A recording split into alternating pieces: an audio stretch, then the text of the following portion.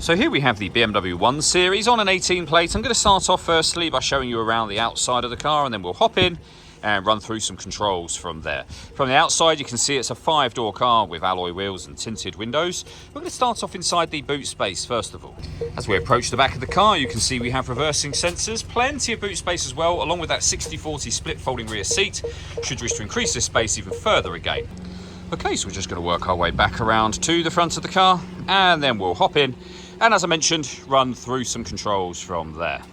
Just briefly before we climb in, I think it's well worth seeing the interior from this exterior point of view. There's plenty to run through on the dashboard, so let's hop in and we'll do that now. Okay, now that we're inside the car, we're going to start with the dials. On the left-hand side, we have the speedometer and fuel gauge. On the right-hand side, the rev counter. In the centre, you can see the total miles for the car. They are 69,497. You can change information that's displayed above that using buttons on the steering wheel, on the indicator stalk rather. One of the things you can have displayed here is a digital readout for the speedometer, which you can see just there. If we back out to the steering wheel, we have cruise control and speed limiter.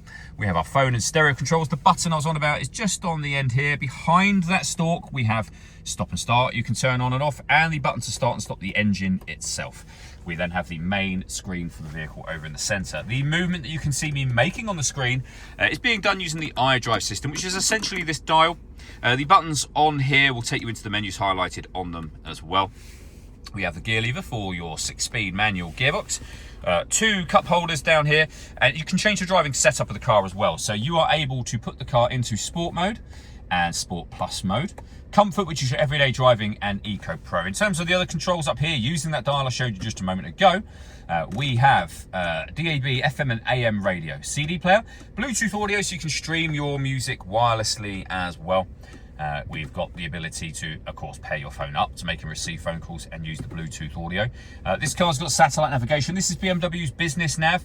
Really nice, clear colour display, as you can see. It's a very easy system to use ultimately. Connected drive, so you've got some options underneath that menu. And then My Vehicle is where you'll find various different vehicle settings. It's also where you can check your vehicle status.